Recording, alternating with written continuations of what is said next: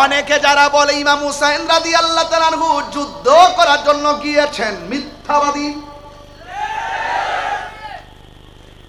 কি আরে বড় করে বলেন কি? ওরা মিথ্যাবাদী। মৌলা আলীর সন্তান আমরা স্বামী ধরে তীরন্দাজের ঘরের তীরন্দাজ মৌলা আলী রাদিয়াল্লাহু তাআলা আনহুর সন্তান। আল্লাহর হাবিবের কাছে তিনি একটা জিনিস চেয়েছিলেন, ঘোড়া চেয়েছিলেন, ঘোড়া। তিনি সামরিক বিদ্যায় অনেক পারদর্শী ছিলেন। তিনি যদি যুদ্ধের জন্য যেতেন 6 মাসের বাচ্চা আলী আসগরকে সাথে নিয়ে যেতেন না, নিজের ভাইয়ের মেয়ে সকিনাকে সাথে নিয়ে যেতেন না, নিজের স্ত্রী হযরত সরবানুকে নিয়ে যেতেন না, নিজের বোন জয়নবকে সাথে নিয়ে যেতেন না। তিনি গিয়েছিলেন দাওয়াতে। ওরা গাদ্দারি করেছে, ওরা মুনাফিকি করেছে। এই জন্য ইমামে আলী মুকাম সেই ময়দান থেকে পলায়ন করে নাই, মুনাফিকদের সঙ্গে লড়াই করে রক্ত দিয়েছেন, জীবন দিয়েছেন। কথা বলেন ঠিক কিনা বলেন?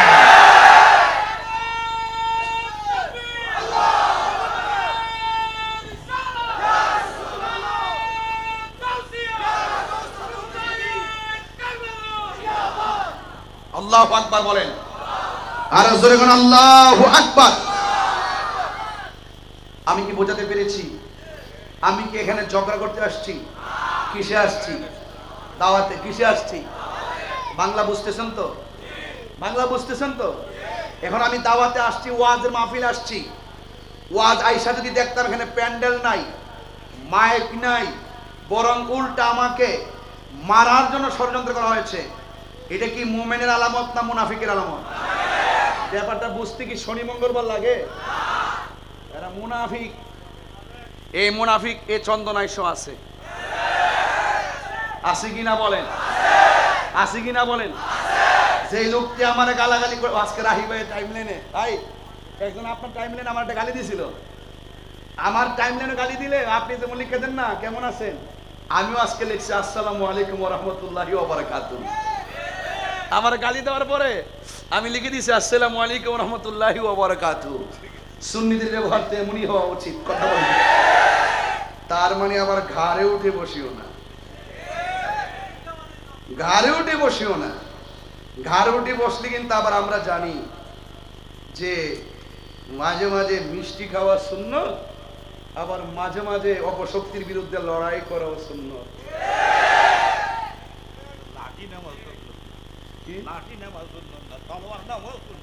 তলোয়ার নেওয়া সুন্নত। এই যে আমার বাজি বলছেন বালটে কথা বলছে যে লাঠি নেওয়াই সুন্নত না, তলোয়ার নেওয়াও সুন্নত। ঠিক আছে নি কথাটা? যেমন হুজুর তেমন কথা। মারহাবাগন। তুমি মিসওয়াক করা ফজিলত তো জানো। এই জন্য আমার যুবক ভাইয়েরা গভীর মনোযোগ। ইমামে হুসাইন রাদিয়াল্লাহু তাআলা আনহু কারবালায় আল্লাহর হাবিব বলেছেন দুইটা জিনিসের বাধা দিও না, একটা হলো পানি আর একটা হলো রাস্তা। সুবহানাল্লাহ। পানির বাধা দেওয়া যাবে না, রাস্তার বাধা দেওয়া যাবে না। এগুলো মাছ বাড়িতে নিয়ে যান, কাজে লাগবো। ওই আপনার টিনের ঘরে সালের পানি পড়ছে আপনার উঠানে, এই বৃষ্টির পানি যাইবো কি লেগে আরেক বাসার উপরে দিয়া, এইগুলো নিয়ে মারামারি করতেছেন। আপনার টিউবওয়েল থেকে আরেকজনের পানি নিবে কেন, টিউবওয়েল বাইন্ধে রাখতেছেন। এগুলো বাদ দেন, পানি দিয়ে মানুষকে সহযোগিতা করবেন। কথা কোন ঠিক কিনা? ইনশাল্লাহ আমি তো একটা শরবত বিতরণ কর্মসূচি দিতে পারি, যদি চট্টগ্রাম আর 2-3 দিন থাকি। শরবত বিতরণ কর্মসূচি দিব একটা চট্টগ্রাম মুরাদ করে ইনশাল্লাহ। দেখি 10 তারিখ থাকতে পারলে এদিন একটা কর্মসূচি দিয়ে বুঝামু আমরা এজিদ না, এজিদে পানি বন্ধ করে আমরা হুসাইনেরা পানি বিতরণ করি। রাজা আসেনি সবাই? হুজুর এটা কি দন দেব নি? এখন দেব নি? আচ্ছা ভাড়া দেব না? আচ্ছা ঠিক আছে, নিয়ত করে করছি তো ইনশাআল্লাহ। তার একটা কর্মসূচি দিমু, দিয়ে এজিদের একটা মিস কল দিমু। এজিদের অনুসারী যারা, এজিদের অনুসারী যারা, এদেরকে একটা মিস কল দিমু। আপনারা শুধু বলবেন ঠিক এজিদ লম্পট। এদিকে আওয়াজ হয় নাই। আপনারা এত সুখে বসতে দিলাম, আপনারা চেয়ারে বসছেন, কোথায় এটা? ওই যে বল রাহমাতুল্লাহ আলাইহি বলছে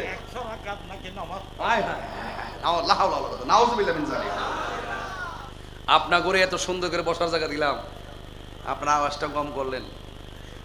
এসি নিচে থাকলে সমস্যা আছে। এজিদ লম্পট, হাত তো ওঠে নাই। এজিদ লম্পট, এজিদ চরিত্রহীন, এজিদ মদখোর, এজিদ নাফরমান, এজিদ লুচ্ছা। যারা এজিদের বন্দনা গায় তারা এজিদের খালাতো ভাই। কথা বলেন।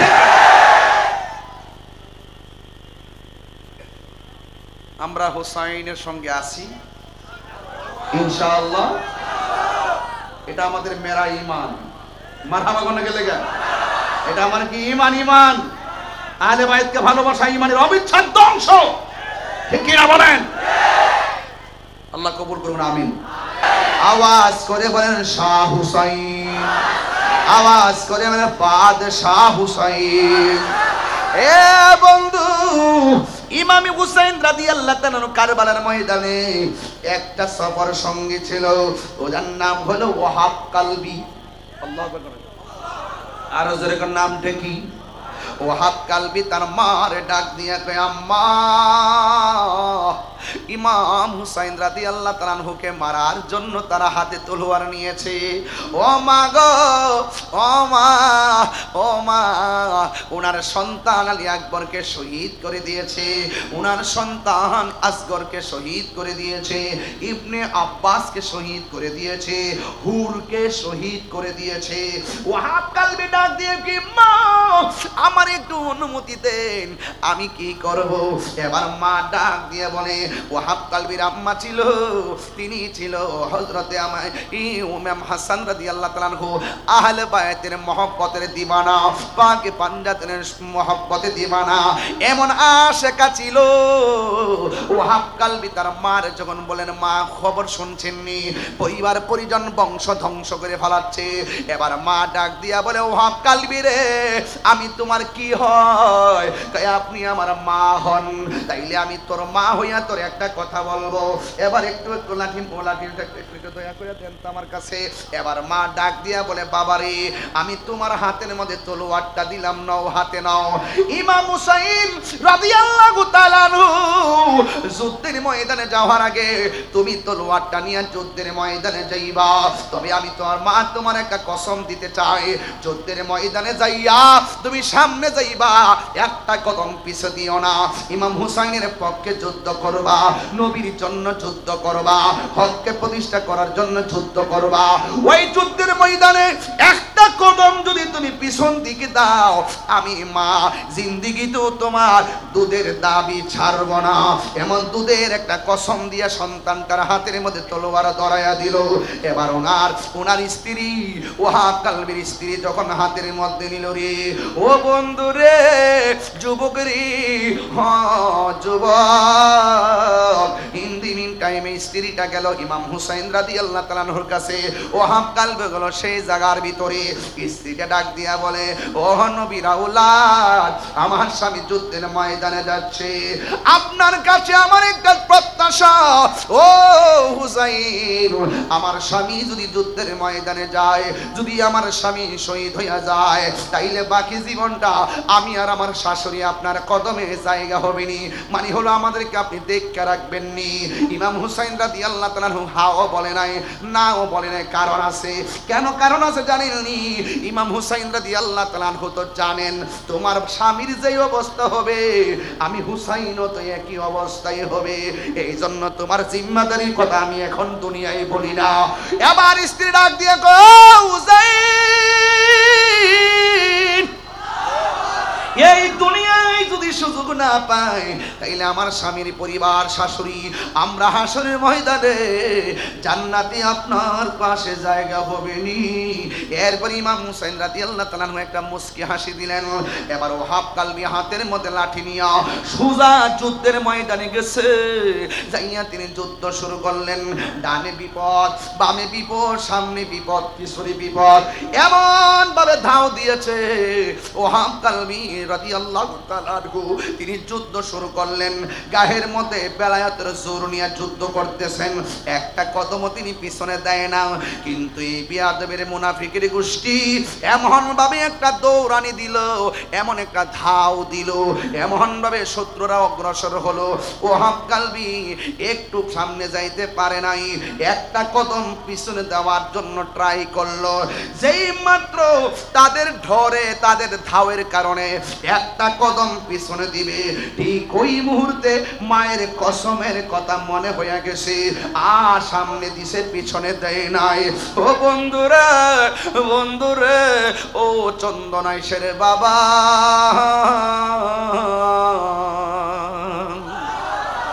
ওহাব কালবি যখন সামনে বাড়লো, এবার ডানে আক্রমণ করলো, বামে আক্রমণ করলো, পিছন দিক দিয়ে একটা বিয়াদব ওহাব কালবির গলার মধ্যে এমন জোরে একটা আঘাত করলো, দেহ থেকে কল্লাটা আলাদা করে ফেলাইয়া দিল। এবার চুলের মধ্যে ধইরা টিস্যুটা যেমন করে ধরলাম, এই ওহাব কালবির মাথার চুলের মধ্যে এমন ভাবে ধরলেন, দইরা সোজা তারা মায়ের কাছে নিয়ে গেলেন। মার যায়া ডাক দিয়া কয়, তুমি কেমন একটা কাল, তুমি কেমন একটা অপারগ মা, তুমি কেমন একটা মা, নির্দয়া মা, দুধের কসম দিয়া সন্তানটারে শেষ কইরা দিলা, নাও তোমার সন্তান তোমার কোলে নাও। এবার মা মাথাটা হাতটা নিলেন, হাতটা নিয়ে মা দুঃখিনী মুস্কি মুস্কি হাসতেছেন। এই মুহূর্তে যদি আমার মা আমার গলা কাটা লাশ দেখে, মা কানতে কানতে বেকার আর হয়ে যাবে।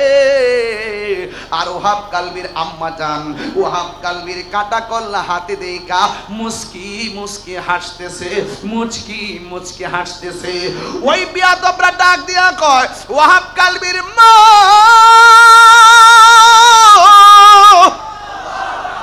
তোমার সন্তান কাটা কল্লা হাতের মধ্যে নিয়ে তুমি কেন হাসো? কই আমি কি হাসতাম না, তুই কানতাম নি?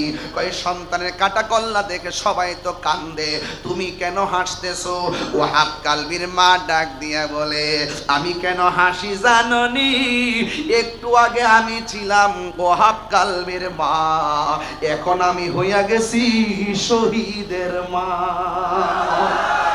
আমার মতো সৌভাগ্যবতী আর কে আছে গো?